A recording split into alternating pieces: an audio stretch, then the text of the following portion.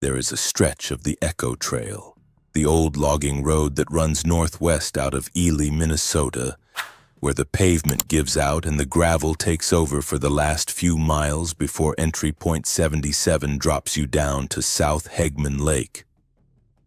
14 miles from town, 13 miles from the nearest house with a light on. In that stretch, the boreal forest closes in on both sides of the road. Black spruce, jack pine, white cedar draped in old man's beard lichen. And the road narrows down to barely 2 lanes, and if you drive it in the early hours of the morning in late October, you will understand in a physical way what it means to be somewhere remote. Not remote like a state park an hour from a city. Remote like the country was remote before there were roads. Like something you've been let into on a temporary permit that could be revoked at any moment. A wildlife biologist spent the better part of 2 decades in that country. She ran predator-prey surveys, tracked moose dispersal, collected wolf scat for dietary analysis, and filed annual population assessments that made their way into the Superior National Forest's long-term management records. Over those years, working those roads and those portage trails and those drainage corridors, she documented something in her field journals that she could never file in any official report. A pattern in the way prey animals behaved that did not match wolf activity, bear activity, or any pressure she could attribute to a known predator. A pattern that pointed to something else entirely using the deep Boundary Waters interior. And one night on the Echo Trail, on a stretch of road 7 miles past the Fensky Lake turnoff, she saw what that something else was. She saw a dogman cross the road carrying a juvenile on its back. She was close enough to see the joint structure of the legs. She was close enough to see the juvenile's fingers gripping the adult's shoulders, and she was close enough, in the full throw of her headlights, to see the adult's head turn and look directly at her before it stepped off the gravel and disappeared into the spruce. Before we go any further, make sure you subscribe and drop a comment letting us know where you're watching from. Thanks. The woman who provided the accounts in this segment asked that we change her name. The request was straightforward. She spent more than 17 years working for the United States Forest Service out of the Kawashiwi Ranger District. And even in retirement, the professional relationships she maintains, the colleagues she still advises, the reports that reference her field data, all of that would be compromised if she were identified as the source of what you are about to hear. We are calling her Norma. That is not her real name. Norma grew up in the Iron Range, the stretch of northeastern Minnesota that runs from Hibbing east through Virginia and Eveleth. Iron mining country, red taconite soil, open pit mines visible from the air. She spent her childhood weekends alone in the woods behind her family's house, tracking deer, reading terrain. By the time she graduated from a state university in Duluth with a degree in wildlife biology, she had more practical field time than most of her classmates would accumulate in 3 years of work. She hired on with the Forest Service in the early 90s, assigned to the Kawashiwi Ranger District based in Ely, and stayed there for nearly 2 decades. Her primary area of study was the predator-prey dynamics in the western BWCA and the surrounding Superior National Forest lands. The territory bounded roughly by the Echo Trail, the Fernberg Road, and the Highway 1 corridor. Wolf country. The Superior National Forest supports one of the densest wolf populations in the lower 48 states, and Norma's job required her to be in that forest at all hours, in all weather, over the full arc of every season. Transects at 3 in the morning in January at -22. Radio-collared moose through June swamps. Scent stations every month in between. She knew what animal behavior looked like when it was driven by known pressures, and she knew what it looked like when it was not. The first anomaly she noted professionally was in the late 90s, and it came in the form of moose. Not moose sightings. Moose absences. The western BWCA corridor around the Kawashiwi River system had held a stable moose population throughout the modern survey record. Moose in that drainage were well documented, predictable in their seasonal movements. Summering near the lakes where aquatic vegetation kept body temperatures manageable. Wintering in the cedar swamps along the Kawashiwi where browse was dense and wind was cut by the trees. Then in the late 90s, moose in the drainage running north of South Hegman Lake into the BWCA interior, roughly between entry point 77 and 82, started moving earlier than they should have. Not just earlier, they started moving out. Over several years, the animals that had traditionally used the deep interior shifted their range south, toward the Echo Trail corridor.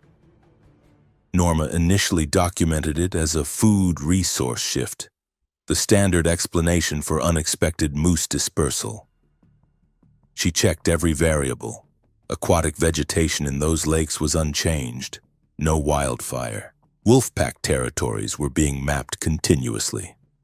And while the Kawashiwi pack's range fluctuated in the normal way, nothing in the telemetry data suggested the kind of sustained pressure that would push moose out of established range over multiple years. She flagged it internally as a trend to monitor. No formal report, no alarm. In field ecology, unexplained shifts get monitored before they get announced. You wait for the pattern to clarify before committing it to documentation that will live in the record permanently. The pattern did not clarify. It deepened. By the early 2000s, the moose displacement had been joined by something she had no professional category for at all. Beaver activity in the drainages north of Hegman Lake was declining. Trapping pressure was minimal in that section. Food resources were unchanged. The aspen and birch that beavers rely on were abundant. The existing beaver colonies simply stopped expanding and then stopped maintaining their dams. And over a period of years, several established ponds silted back to stream. Beavers do not abandon functional habitat without reason. They are territorial and committed to infrastructure in a way that most mammals are not. When they leave, something drove them out. The standard explanation is wolf predation, but the Kawashiwi pack's home range data did not show the kind of sustained concentration in that specific drainage that would account for the scale of what Norma was documenting. And then the ravens changed. Ravens are the indicator species that serious field biologists rely on more than almost any other animal. They follow predators, map kills, learn where food appears. In the western BWCA, raven activity was a reliable proxy for wolf hunting pressure. Where the wolves were active, the ravens were overhead. Norma had tracked raven concentrations as part of her wolf monitoring work for years. In the mid-2000s, that baseline shifted. Raven activity in the Hegman drainage interior dropped. They were spending less time over the interior lakes north of Hegman and more time in the corridor south of the wilderness boundary, closer to the Echo Trail. The Kawashiwi pack was still using the interior, but the ravens were not following them as they had before. Norma had been in that country long enough to understand what she was reading. Something in the deep interior of that drainage was suppressing normal prey and scavenger behavior. It was not the known predators she monitored. It was something else. And whatever it was substantial enough in its territorial presence that moose and beavers and ravens were making decisions around it. Not around one animal, around a sustained presence that these species had learned to factor into their behavior the way they factor in wolf packs or bear territories. You do not shift a moose population's range over multiple years with a single animal. You shift it with something that holds territory consistently and makes itself known to the prey species that have to share that space. She did not reach that conclusion in the early 2000s. She reached it much later, after the night on the Echo Trail that changed everything. But looking back at her journals from that period, she can trace the shape of the thing she did not yet have a name for. In the summer of 2003, she placed trail cameras at 5 locations in the Hegman drainage. This was standard Forest Service equipment, part of a predator monitoring protocol she was running alongside the state DNR.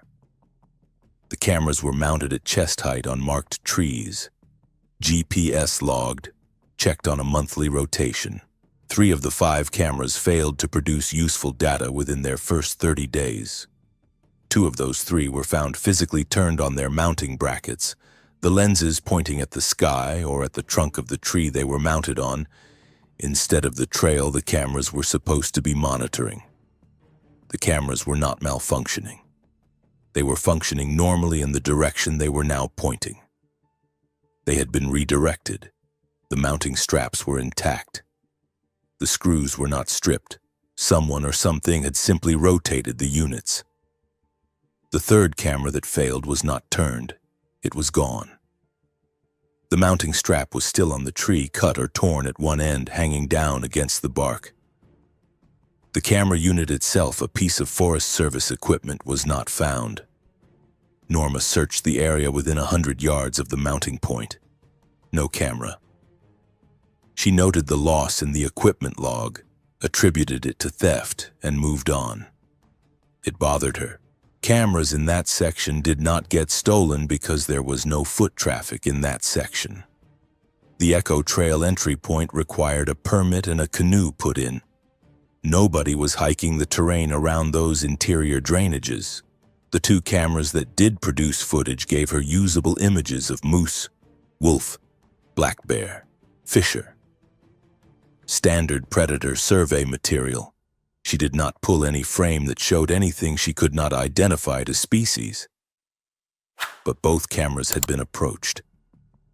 Multiple times, something large had come close enough to appear at the edge of the frame, filling portions of it with dark mass the infrared could not resolve clearly, and then moved away. Bears at a camera are recognizable. The shoulder roll, the muzzle extension, the height. Whatever was approaching these cameras moved at a height and gait that did not match anything Norma could identify from thousands of hours of camera review. It appeared in the frames and was gone. Not lingering, not investigating with a bear's blunt curiosity. Appearing, registering, leaving.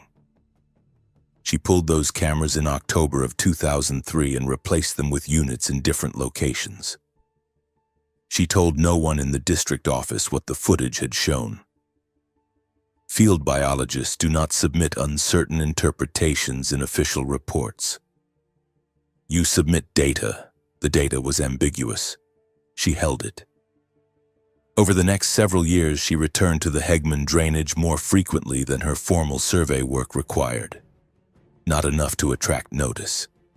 Not enough to generate paperwork that would require explanation. She told the district office she was doing supplemental baseline data collection, which was true and was also something the district was happy to have done on government time without additional budget allocation. She ran the Echo Trail at night. She sat on lake shores with binoculars in the early hours. She placed and pulled cameras on her own rotation, using personally purchased units that did not go into the government equipment log. What she was doing was not unusual for a field biologist with a problem she cannot explain. The professional response to unexplained data is more observation, not less. You do not get answers by walking away from the question. You get answers by going back. She had 17 years of going back before the night on the Echo Trail gave her the answer she had been building toward. If you drive that stretch of the Echo Trail, County Road 116, heading northwest out of Ely in late October, you will understand the specific quality of darkness that exists in the boreal forest after midnight at that latitude. It is not simply dark the way a rural road is dark. The canopy is dense enough that even on a clear night with a good moon, the road surface is in shadow for long stretches. The trees on both sides are close enough that your headlights illuminate a tunnel effect, the branches overhead creating a roof, the trunks creating walls. You are moving through a space, not across a landscape. And the boreal forest is not silent in that darkness which surprises people who have never spent time in it. The wolves are vocal at night, particularly in October when the pack is establishing territory before winter. The great horned owls are active. The loons are still on the lakes. The forest produces sound constantly, layered and directional, and you learn to read it by spending enough hours in it that you develop a baseline and can recognize when the baseline shifts. On the night in question, Norma was driving the Echo Trail back toward Ely at roughly 2:50 in the morning after a long session on South Hegman Lake where she had been running playback calls as part of a wolf pack range assessment. October, clear sky, temperature in the mid-20s. She had been on that road in those conditions hundreds of times. She knew the specific feel of it. She knew where the road surface changed from pavement to packed gravel near the Fensky Lake turnoff. She knew the long, straight section past the campground where her headlights carried the farthest. She knew the slight downhill curve about 4 miles before the first paved intersection where the road ran between two low granite outcrops for a quarter mile. The bedrock exposed on both sides, the trees set back slightly, and the road wide enough to pass another vehicle without pulling over. It was in that section on the descent between the outcrops that the adult crossed the road. Norma's headlights reached about 160 feet ahead of the truck on high beams. She was going approximately 30 miles per hour, which was her standard speed on that section of the road at night. Slow enough to stop for a moose, which was the primary collision risk on the Echo Trail in October. She saw the figure enter the road from the right side, from the east, and she braked immediately. Not an emergency stop. A controlled deceleration because her first read was large animal, which in October in that corridor means moose, and a moose at that range at night requires a measured response, not a panic stop because locking up on packed gravel sends you sideways. She did not identify it as a moose once she had stopped. She was stopped with the truck running, headlights on, maybe 90 feet from the figure. It was upright. It crossed from the east berm to the center of the road in 3 strides and stopped. 3 strides across a road that is 2 lanes wide. Whatever it was, the stride length was not a moose's, not a bear's reared-up shuffle. This was a gait designed for bipedal locomotion, fluid, purposeful, the way a person crosses a road, except that the proportions were wrong enough that Norma's brain spent several seconds trying to match what she was seeing to something it already had a category for. The adult was carrying a juvenile on its back. The juvenile was attached the way a child attaches to a parent in a piggyback carry. Chest against the adult's upper back, arms over the shoulders, weight distributed through the torso, head forward over the adult's right shoulder. Norma could see both of them clearly in the headlights at 90 feet. The adult was dark-furred, covering most of the body's surface, the texture not smooth like a bear's but coarser. The individual hairs visible even at that distance because of the way high beams hit dark fur at close range and reveal its structure. The adult was not as large as the accounts she would later read about in other DOGMAN reports. She estimated 7 feet standing, possibly more based on its height relative to the road surface, and broad across the shoulders in a way that suggested significant body mass. The arms were long. That was the detail that resolved the identification, in the way that a single wrong angle in a silhouette reveals a shape as foreign. The arms, even with the juvenile attached across the back, were visibly long, hanging below what would be a normal proportion for a primate or a human.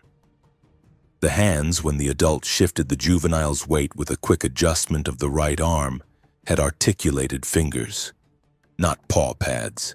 Not claws extended and curled, fingers closing around the juvenile's upper arm in an adjusting grip. The head was canine. Norma is very clear on this. She has spent her career observing animals in the field. She has seen every large mammal native to Minnesota at close range. She has studied anatomy. has examined specimens, has a working knowledge of comparative morphology that most people who encounter a large animal in the dark do not have. The skull shape was not ambiguous to her. The muzzle extended forward. The ears were erect, pointed, set at the top of the skull and angled slightly forward the way a dog or a wolf's ears orient when it is alert and processing. The overall head-to-body proportion was closer to canid than to any primate she has ever seen. The adult turned its head to look at her truck. Norma describes this as the moment that is hardest to communicate to someone who has not experienced direct eye contact with something that registers you as an observer. The head moved with a single, unhurried rotation toward the headlights. The eyes were forward set, visible as 2 points of amber reflection in the full throw of her high beams. They held on the truck for a count she estimated at 4 or 5 seconds. During that time, the adult did not move its body. It was standing in the center of the road holding the juvenile on its back, and it turned its head and looked at her vehicle with an assessment in the look that she could not characterize as animal reaction. It was not the freeze and flee of a startled deer. It was not the challenge posture of a bear that has been surprised. It was the look of something that was deciding whether she posed a problem. She decided that the answer was no, because it turned its head back in the direction it had been moving, stepped off the road on the left side, the west side, and walked into the black spruce and cedar without breaking stride. Not running. Walking. The juvenile maintained its grip throughout. The adult cleared the berm at the road edge and was gone from her headlights in 2 more strides. Norma sat in her truck for 11 minutes before she could drive. She knows it was 11 minutes because she looked at the clock when she stopped and looked at it again when she put the truck in gear. She called no one. She did not radio the district office. She drove back to Ely with her hands on the wheel and the heat running, and she went home and sat at her kitchen table with her field notebook open in front of her and wrote 6 pages of the most precise observation notes she had ever produced. Times, distances, durations, descriptions, behavioral observations. 6 pages because that was what her training told her to do when she encountered something she needed to understand. Document it first. Make sense of it later. She filed none of it in any official record. What she had seen was a dogman carrying its young. The word dogman was not one Norma had used before that night. She was a field biologist with federal credentials, and the vocabulary of the cryptid research world was not part of her professional language. In her field notes that night, she called it an unidentified bipedal primate with canine cephalic features. 3 months later, after she had spent 100 hours researching the phenomenon that her observation clearly belonged to, she started using the word the rest of the research community uses. Dogman. Because that is what it was. The juvenile changed the significance of the sighting in a way a single adult encounter does not carry. A juvenile means reproduction. Reproduction means a breeding population. The species viable, self-sustaining, present in the landscape at a level that supports generational continuity. She was not looking at a lone animal wandering outside its normal range. She was looking at a family group that had been living in the Boundary Waters interior long enough to be raising offspring in that territory, and the 17 years of indirect evidence in her field journals. The prey displacement, the beaver abandonment, the raven behavior shift, suddenly had a context that made sense of all of it. The juvenile is why the title of this segment is framed the way it is. Because what Norma witnessed was not just an adult dogman crossing a road. It was a dogman moving its young. And if a dogman is moving its young at 3 in the morning on a forest road, the question that follows immediately is why. You do not move your offspring in the dead of night without reason. You do not cross exposed terrain, a road, a clearance in the forest, unless the alternative is worse, and the alternative that Norma eventually came to understand through the evidence that came after and the context that the prior 17 years provided, was that something in the deep interior of that Boundary Waters drainage was displacing the DOGMAN families that had used it as territory for generations. The prey species had not been leaving because of the DOGMAN. They had been leaving because of something that was pushing the DOGMAN out, and the DOGMAN were moving ahead of it, and everything in the food web that paid attention to the DOGMAN's territorial presence was reorganizing around the DOGMAN's movement. That understanding did not come in the truck on the night of the sighting. It came over the following months as Norma worked backward through everything she had documented and forward into the evidence she was about to start collecting with a clarity of purpose she had never had before. Let me give you the geography specifically because the geography matters to what follows. South Hegman Lake sits at BWCA entry point 77, reached by a short portage off the Echo Trail about 14 miles northwest of Ely. From South Hegman, you can paddle and portage north into North Hegman Lake, then into Trees Lake, and from there into the network of interior lakes that makes up the western BWCA. G beyond Equit, Cattleman, Ima, Jordan, the Kawashiwi River system itself. Hundreds of thousands of acres of interconnected water and forests that see very few humans because the portage work is hard and the distances are long. On the cliff face above the portage narrows between South and North Hegman, the Ojibwe people painted figures in red ochre somewhere between 500 and 1,000 years ago. The pictographs are one of the most visited and documented sites in the BWCA. The panel shows a human figure with outstretched arms, a large moose canoes, and a four-legged animal that researchers have interpreted as a dog, a wolf, or a large canid of uncertain species. Carl Gauboy, a member of the Bois Fort Reservation who taught at the College of St. Scholastica in Duluth, spent years studying those pictographs and argued they represent Ojibwe constellations, the humanoid figure corresponding to the Wintermaker, the equivalent of the Orion constellation, the wolf dog figure corresponding to a star pattern below it. What Gauboy documented is that the Ojibwe of that region had a cosmology in which a humanoid figure and a canid figure exist in close association, mapped onto the winter sky, painted onto the rock face at the entrance to the lake system that Norma had spent 17 years working. She visited that cliff face the spring after her sighting. She had been there many times professionally, logging it as a cultural resource site. This time she stood in a canoe at the waterline and looked at the panel for a long time. The human figure with the outstretched arms, the canid beside it. She is a scientist, not given to interpretive leaps, but standing at the base of that cliff, knowing what she had seen on the road 8 miles to the south, she found it difficult to argue with the idea that the people who painted those figures had seen the same thing she had seen, and placed it in the sky and on the rock because it was part of the world they inhabited.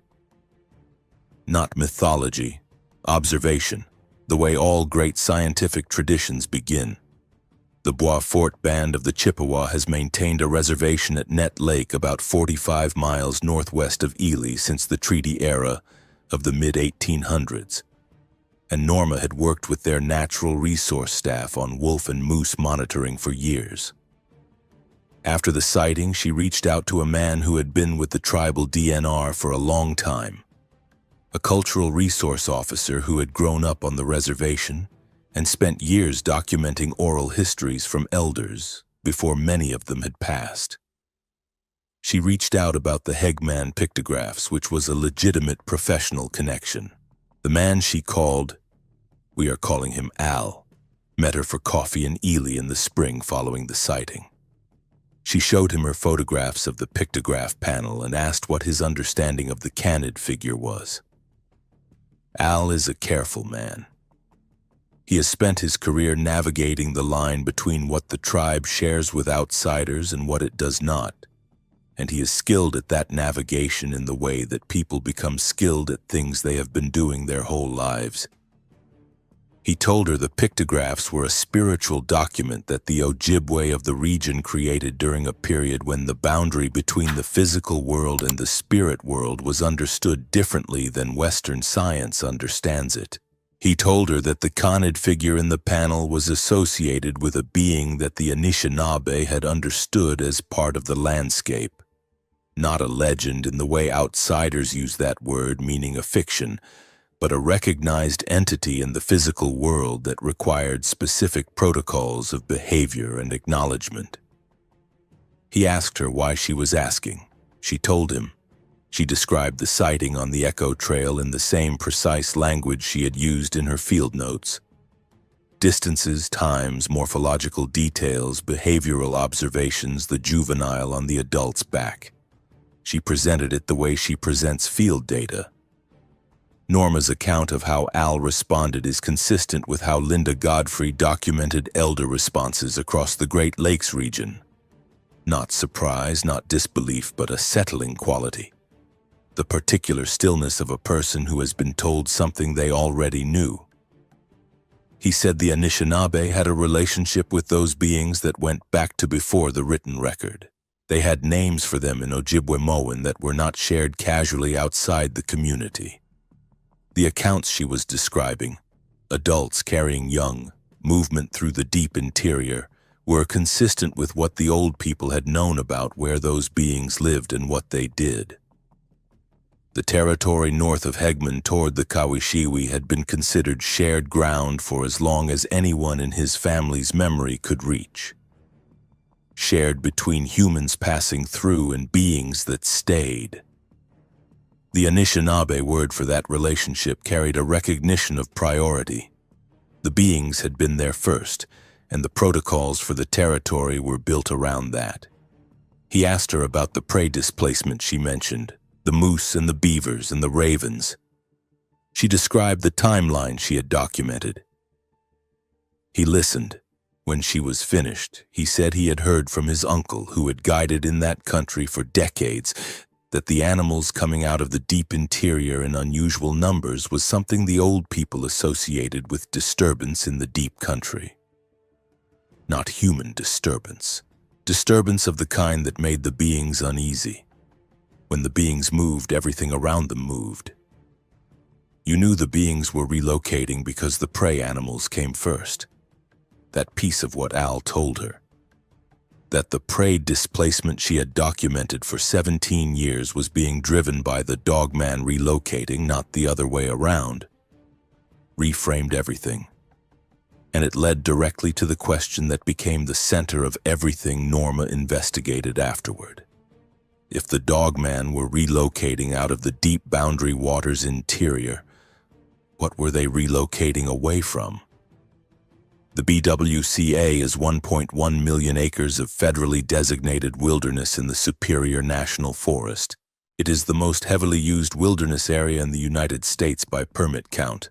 But that use is concentrated along the main canoe routes and drops to near zero in the interior beyond a day's paddle from the entry points. The section north of Hegman Lake into the Kawashiwi system sees perhaps a few dozen parties per summer. And in October, when the permit season narrows and the weather turns cold, it sees almost no one.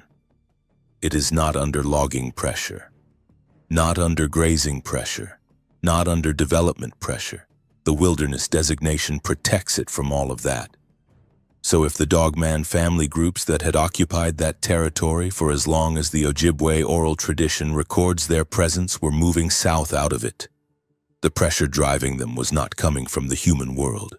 Norma spent 3 years after retirement working backward through her journals and forward into supplemental research before she reached a conclusion that she is careful to frame as a hypothesis, not a finding. She is a scientist. Findings require data. What she has is a hypothesis supported by converging lines of indirect evidence, one direct observation, and a body of traditional knowledge that is consistent with her data in ways that cannot be explained by coincidence. The hypothesis, something that is not the DOGMAN, not a known predator and not human, is using the deep BWCA interior between the Kawashiwi system and the Canadian border. It has been present long enough to reorganize the behavior of every other large species in that drainage. The dogman are not at the top of that food chain. They are moving their young south ahead of something they are not willing to share territory with. And that thing, whatever it is following. If you have spent time in the BWCA, particularly in the Hegman drainage or along the Kawashiwi corridor, or anywhere in the interior lakes north of the Echo Trail entry points, you know exactly the kind of country I am describing. Drop a comment below if you have ever had anything that felt wrong out there. A silence where there should have been sound, animals moving when they should have been still, anything that made you paddle faster or pull the canoe up on shore and wait. Because the reports I have been pulling from that area, spanning nearly 3 decades, tell a story that the people who live in Ely and work that country know better than to tell out loud. After the night on the Echo Trail, Norma began spending time specifically in the borderland between the BWCA and the National Forest land south of the wilderness boundary, the zone between entry points 75 and 80, the corridor along the south edge of the Hegman drainage where the wilderness meets the managed forest lands of the Kawashiwi district. This is the area where, in her interpretation, the dogman were transitioning, where they were moving their young out of the deep country and into the secondary forests south of the wilderness line, where the terrain is still remote but less so, where human activity is somewhat more regular, and where the presence of roads and the occasional cabin provides a kind of ambient human signal that might deter whatever was pressing from the north. She placed cameras again. 8 of them at trail junctions, creek crossings, and small clearings in the secondary forest south of the wilderness boundary. Her own equipment, purchased after retirement. She ran them for 14 months, out on the Echo Trail 2 or 3 times a month through the first winter and into the following summer and fall. Of the 8 cameras, 5 produced usable footage. 2 were disabled, turned on their brackets the same way the Forest Service cameras had been turned years before. 1 disappeared entirely, as had the government camera 12 years prior. Of the 5 that worked, 3 captured what Norma was looking for and 2 captured something she had not anticipated. The 3 that captured the expected produced footage consistent with her sighting on the road. Large bipedal figures moving through the forest at night. Not walking, not running. Moving with the particular efficiency of an animal that knows exactly where it is going.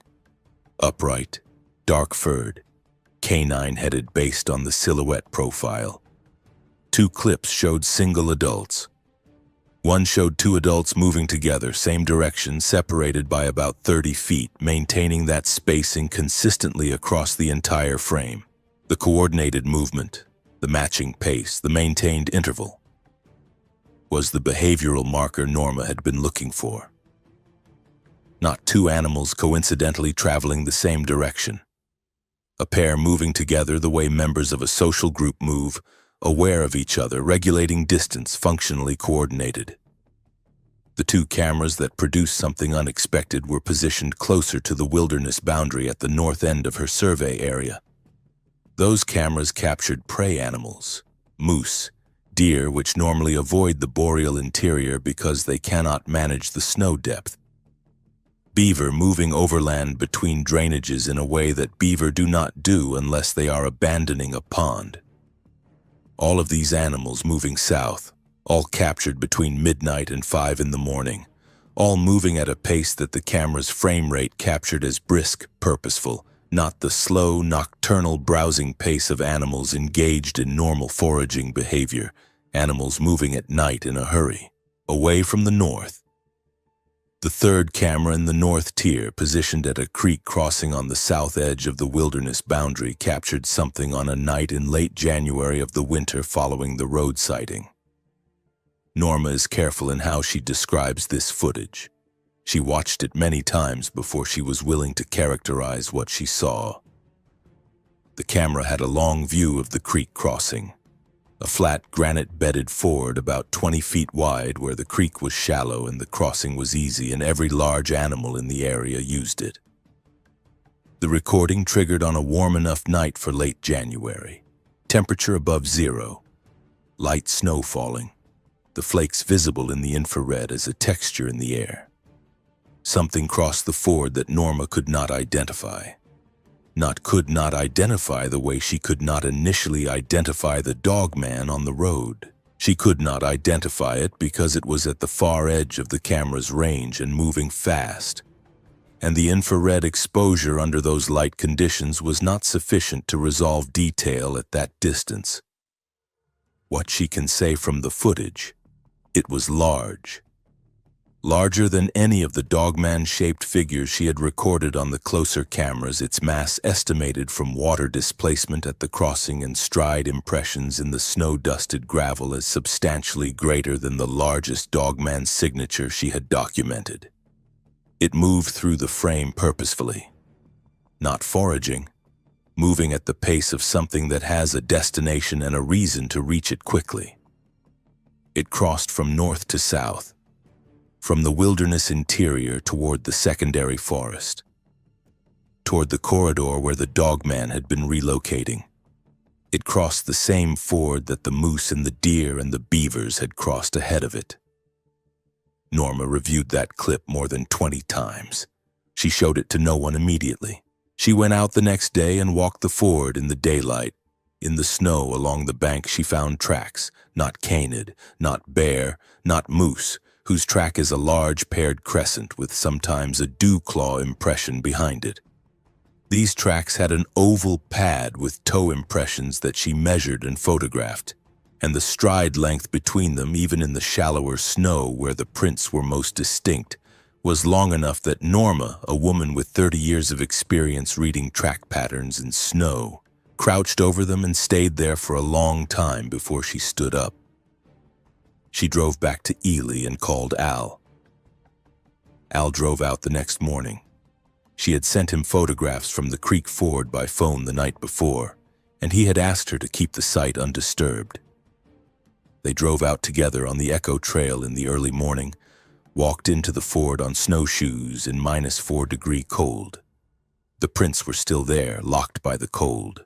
He crouched over them without speaking for a long time. Norma stood back and let him work. Al took his own photographs. He measured the prints with a tape he had brought. He looked at the stride pattern, the depth, the way the toe impressions were distributed relative to the pad center. He walked the line of prints down the bank and along the snow-crusted gravel of the creek bottom for as far as they were visible. Then he came back and stood next to Norma and said nothing for almost a minute. What he said when he spoke was in Ojibwe-Moan first, a few words in a formal register, the kind you say before you say something difficult in your own language and then translate. He said there was a word in the language for the thing the old people described as the being behind the beings. Not a predator in the biological sense, not a spirit in the supernatural sense. A category of living thing that predated the organization of the landscape as the Anishinaabe knew it. The elders he had interviewed described it as something that came from the deep north, from the Canadian Shield country above the lake systems, into the border territory during periods of pressure. The word they used for it was the Ojibwe-Moan equivalent of compression. A space becoming smaller, the margins of a territory contracting, which in the physical ecology of the boreal forest can mean resource depletion, climate shift, or the encroachment of another dominant presence from a direction the named species cannot push back against. He said the traditional protocol when that kind of disturbance moved through the country was to give it room and make as little noise as possible. The Anishinaabe did not hunt in the deep interior during those periods, did not use the portage routes through the affected drainages. They waited on the margins and watched the prey animals for the signal that the landscape had settled again.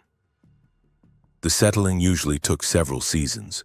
The last time his family's oral record described a disturbance of this kind in the Hegman corridor was more than 100 years ago. He said the old people were sometimes wrong. He said sometimes a season of unusual animal behavior was exactly that. A season driven by weather or disease or resource failure, and nothing more. But he said the tracks at the ford, combined with what Norma had been documenting for 17 years, were consistent with what the elders described. And he said he believed her. That last part was the one that mattered most to Norma. Al had spent his career in the careful, bounded work of cultural resource protection, and did not extend belief casually. He extended it because the evidence warranted it. That was a professional judgment she respected from a person whose observational tradition went back farther than any scientific methodology she had been trained in. The two of them walked back to her truck in the cold. On the drive back to Ely, Al told her something that she has thought about almost every day since. He said what concerned him was not the dogman moving south. That was rational behavior under pressure. What concerned him was what happened when the dogman reached the limit of their southern range. The terrain south of the Echo Trail toward Ely was managed forest, recreational country, hunting parties in October. Denser human activity, less predictable than the BWCA interior they had used for generations. And behind them, still in the deep country, still moving south, was whatever had pressed them out. The institutional response to what Norma has documented is something she understood before she ever tried to report any of it. She did not try. Let me be precise about that. She did not attempt to file a formal report with the Forest Service, with the state DNR, or with any other agency because she knew the outcome before she started. This is not cynicism. It is the professional knowledge of someone who spent 2 decades inside the institutional framework and understands what it can and cannot process. The Forest Service's Predator Monitoring Program catalogs 5 significant predators in the Superior National Forest: gray wolf, black bear, cougar, and coyote. Protocol infrastructure for those species was built over decades and represents a genuine body of knowledge. There is no protocol for an upright bipedal canid. There is no form for reporting the displacement of a species the institution does not recognize as existing. If Norma walked into the Kawashiwi Ranger District office and described what she had documented, the person across the desk would have exactly one available response: log it as a misidentified bear or wolf, decline to take action, and note privately that retirement must be hard on some people. That is not malice. That is a system built to manage what it knows about, finding no category for what falls outside its knowledge. The system is not wrong to function the way it functions. It is wrong to assume the system is complete. The Minnesota DNR faces the same constraint. An unclassified large predator does not get classified by a wildlife manager going rogue. It gets flagged as a data problem and kicked upward until it lands on someone's desk, who decides that the original observer probably needs to look more carefully at whatever they thought they saw. Al's tribal DNR faces the same problem from a different angle. The Bois Fort Band manages tribal natural resources through a combination of scientific methodology and traditional ecological knowledge, and their internal documentation of what the elders described exists in their cultural archive as oral history and context, not as a wildlife management protocol. When Al tries to connect the oral record to current observations, he is doing something his institutional role was not designed to support. He does it anyway. Quietly, because the system will not extend itself to accommodate what he knows. What would happen if the documentation became public? Norma has thought through this carefully. Ely exists in a constant tension between wilderness advocacy and the recreation economy. Outfitters, guide services, resorts, the canoe rental businesses, all of it depends on the BWCA being understood as safe and accessible. The International Wolf Center has spent decades teaching visitors that wolves are not the danger they are perceived to be. That educational work is important, and it is true. A confirmed population of dogmen in the Hegman drainage following their prey base south toward the Echo Trail corridor is a different kind of information. Even if the dogman behave with territorial intelligence and a consistent preference for avoidance over confrontation, the public response to that confirmation would not be calibrated by evidence. It would be driven by fear. Hunters would enter the BWCA searching for proof or a kill. The BWCA is federally designated wilderness where firearms are prohibited for anything but legal game species. And a dogman is not a legal game species. But the national forest land south of that line is not under the same restriction. Norma does not want to be the person whose documentation sends armed people into that secondary forest. She has also thought about what happens to the broader wilderness advocacy community. The BWCA is one of the most fought-over pieces of public land in American history, and there are active interests in northeastern Minnesota that would use a confirmed predator population as an argument for weakening the wilderness designation. Helicopter surveys, expanded motorized access, predator control. The dogman would become a political instrument, their existence confirmed, weaponized by people who do not care about their existence except as a mechanism for achieving something else entirely. So Norma's silence is not cowardice. It is a calculated decision about what her disclosure would do to the situation relative to what it would do to the animals she spent her career protecting. That calculation comes out against disclosure every time she runs it. The last 2 field seasons she ran on the Echo Trail corridor produced evidence that she describes as the most difficult part of the whole record. The difficulty was not in the nature of the evidence, but in what it implied about the scale of the thing she had been documenting. In the fall, 2 years after the Ford footage, she picked up acoustic data from a Forest Service weather station maintained in the secondary forest south of the wilderness boundary. The station runs a low-sensitivity audio recorder continuously for wind modeling purposes, transmitting data monthly to the Kawashiwi District Office. Norma had an informal contact there who sent raw audio files occasionally. After she framed what she was looking for as low-frequency vocalization consistent with large canid or bear, her contact began flagging anomalous recordings and forwarding them. In a 14-month period, the station captured 7 recordings that Norma cannot attribute to any known species. All occurred between midnight and 4 in the morning. The vocalizations share what Norma describes as structured low-frequency oscillation, rising and falling through a repeating pattern, not random, not the straightforward howl or bark of a known canid. A tonal variation with sequences that shift between recordings, as if the pattern is responsive to context. An audio specialist she contacted informally told her the spectral pattern was unlike any known North American mammal vocalization in her reference library. The specialist said the low-frequency components were physically felt before they were consciously heard, and that she found the recordings unsettling in a way she could not precisely articulate. This was the same response Norma had when she first heard them. The same response documented from dogman vocalizations across the Great Lakes region. But 4 of the 7 recordings contained a second vocalization pattern, overlapping with the first, not the same. Lower in frequency, longer in duration, and responding to the first in a way that could be described as call and response, except that the responding pattern had a different character entirely. Norma's audio specialist, when she heard those 4 recordings, did not try to categorize the second voice. She said it was outside any reference she had. She said the low-frequency components were below what human hearing registers as sound and above what could be attributed to geological or atmospheric artifact.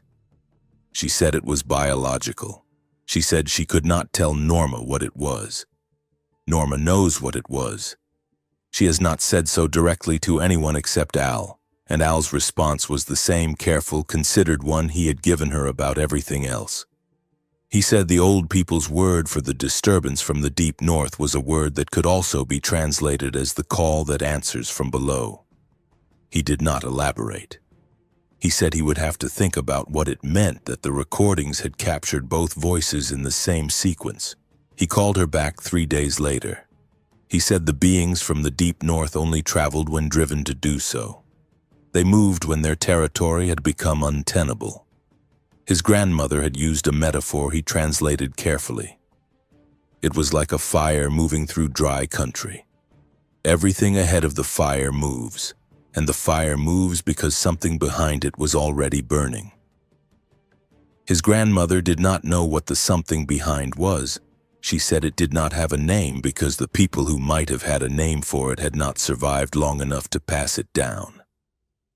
Norma drove the Echo Trail twice more before she made the decision to bring this account to anyone outside of herself and Al. Both times she went in daylight in October and parked at entry point 77 and walked the portage trail to South Hegman Lake and sat on the granite shore below the pictograph cliff. The red ochre figures are high enough on the cliff face that you have to look up to see them clearly.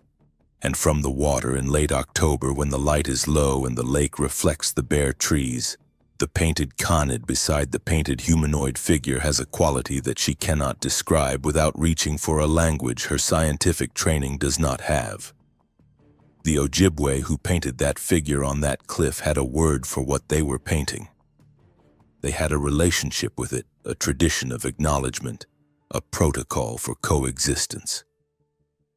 That tradition was documented and preserved in fragments by Al's cultural resource work, by the elders he interviewed before they were gone, by the academic work of researchers like Carl Gauboy who connected the pictographs to the cosmological framework that gave them meaning.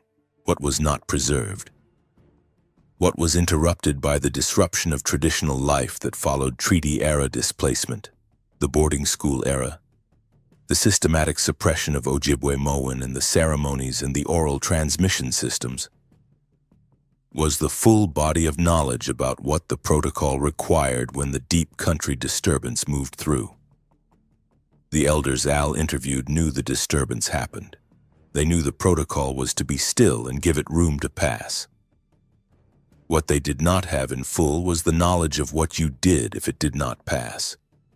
If the fire behind it kept burning and the thing from the deep north kept moving and eventually the secondary forest south of the BWCA boundary between Ely and the wilderness edge was not wide enough to contain the transition. That is where the evidence ends, not with an answer, with the shape of a question that is too large for the institutional frameworks available to address it, too sensitive for the economic interests of the communities built around that wilderness, and too outside the boundaries of what official science acknowledges as possible for any credentialed researcher to take on professionally. The evidence sits in Norma's personal journals and on hard drives in her home office in a town she chose not to name, in the audio files her contact forwarded from the weather station, in the photographs from the creek ford, in the camera footage that she would share only under conditions of complete anonymity and only to someone she had reason to trust with it. What she wants from telling this story is not belief. She has spent enough time with field data to know that what a person believes is largely independent of what the evidence shows. What she wants is the awareness that the boundary is more complicated than it appears on the map, that the line between the BWCA and the National Forest land to the south, the line you cross when you pull a canoe out of entry point 77 and carry it up to the Echo Trail, is not the kind of boundary that resolves the question of what lives in the million acres beyond it.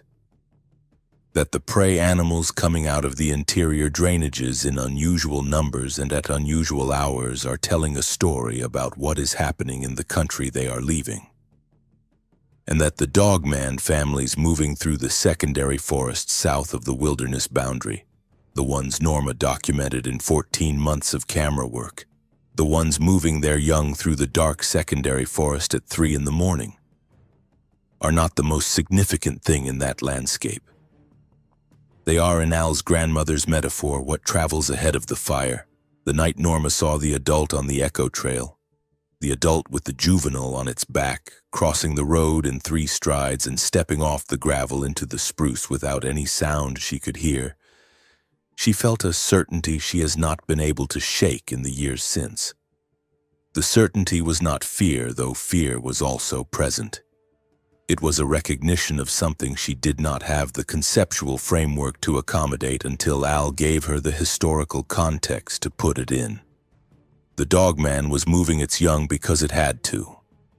Because the territory it had used for generations, the deep lakes and portage corridors of the Boundary Waters interior, the drainages that the Ojibwe had painted on the cliff above South Hegman 1,000 years ago, was no longer tenable, and whatever had made it untenable was still back there in the deep country. Still pressing south through the dark water and the granite corridors and the stands of old black spruce that have not been touched by human hands in longer than anyone alive can remember. Norma still drives the Echo Trail.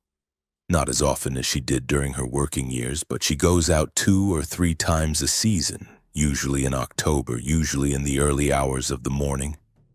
And she sits in her truck at the spot on the road between the 2 granite outcrops where the adult crossed, and she watches the tree line in the headlights, and she listens to the forest on both sides of the road.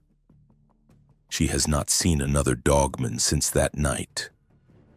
She has heard twice on 2 separate October nights the low-frequency oscillating vocalization from the timber to the north of the road. The first time it lasted about 4 minutes and then stopped. The second time it lasted longer and was answered from considerably farther away but from the same direction, by something whose register was lower and whose duration was longer. She sat in the truck both times and did not get out. She has not heard the second voice since then. She does not know if that means the disturbance has settled, or if it means the thing producing the second voice has moved south past the range of the Echo Trail corridor and out of the territory where she still listens. She does not know which of those possibilities she prefers. They both carry weight she has not finished carrying. The pictographs on the cliff above South Hegman Lake are still there. The red ochre pigment mixed from iron hematite and bear grease and applied to the granite face by hands that understood what they were painting, has held to the rock for 1,000 years through freeze-thaw cycles and rain and ice and the slow acid of boreal rainfall. The humanoid figure with the outstretched arms, the large moose, the canoes. The canid beside the humanoid, long-tailed and painted with the same care as everything else in the panel.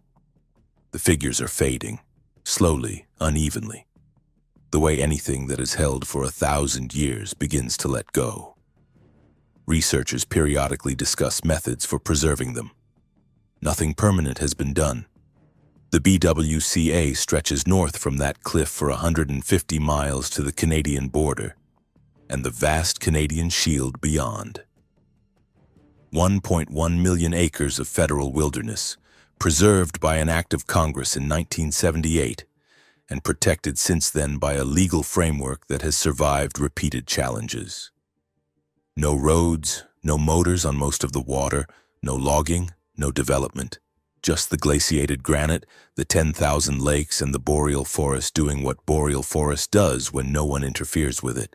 Whatever lives in its interior is living there on terms the continental United States has not seen in a very long time. That depth of untracked country is exactly what something intelligent and cautious would choose if it had the choice. And it has been choosing for longer than the wilderness designation has existed, longer than the European names on the maps have been there. Norma asked me one thing before we ended our conversations. She wanted it known that the Echo Trail is a real road, South Hegman Lake is a real lake, and the Hegman pictographs are something any person with a canoe permit can go and see. She is not asking anyone to believe in a place they cannot verify. She is asking people to consider what they know about the places they have already been and what they may not have been looking for when they were there. The Echo Trail runs northwest from Ely past the Fensky Lake campground and the South Hegman entry point until it meets the Crane Lake Road and the western edge of the wilderness system. In October at night, the road is empty from about 9 in the evening until the outfitters start their shuttle runs at first light. In that window, the forest on both sides belongs entirely to whatever lives in it. The boreal forest does not sleep. It contains, in the drainages between the Echo Trail and the BWCA boundary, a population that Norma spent 17 years documenting indirectly and 4 more years documenting directly, and that she believes is still there, still moving through the secondary forest, still carrying young south through the dark timber in the early hours of October mornings. She said to me in our last phone conversation that the thing she comes back to most often is not the sighting itself. It is the juvenile's hands, the specific detail of the fingers wrapped around the adult's shoulders. She described it twice and stopped herself both times. The image sits in her so completely that putting it into words for someone who was not there feels inadequate, and she knows it. She saw an adult carrying a young one to safety. She does not know if they found it. She does not know if the country south of the wilderness line is safe enough, quiet enough, deep enough to give them what they needed. She hopes it is. She knows professionally and practically that it is not as safe as what they left. She knows that the secondary forest between the BWCA and the Echo Trail is a threshold, not a refuge. And she knows that whatever pressed them to that threshold is still out there in the deep country, still in the dark beyond the granite cliff where the pictographs have been fading for 1,000 years. It is still there. She does not know what it is. She knows that the Anishinaabe did not name it because naming it was not the protocol. The protocol was to acknowledge its existence, give it room, and wait for the country to settle. She is following that protocol as best she can. She listens. She watches the tree line on the Echo Trail in the headlights. She drives home before the outfitters start their morning runs, and she waits for the forest to tell her, in the language that forests use, whether the settling is coming.